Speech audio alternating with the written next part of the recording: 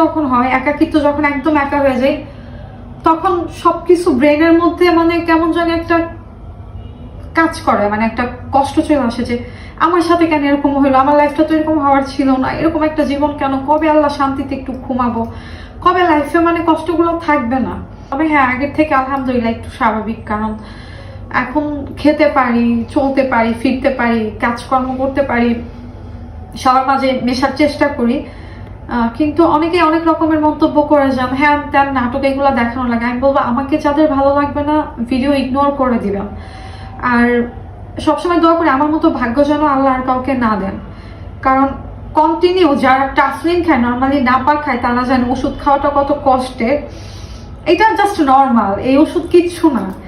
আমি যা ইনকাম করছি বা আমার ওষুধ আর আমার ট্রিটমেন্টের জন্য অনেক টাকা নষ্ট হয়ে গেছে, এখন অনেকটা বাদ দিয়ে দিছি, আল্লাহ ভরসা। নিজে এখন অনেক চেষ্টা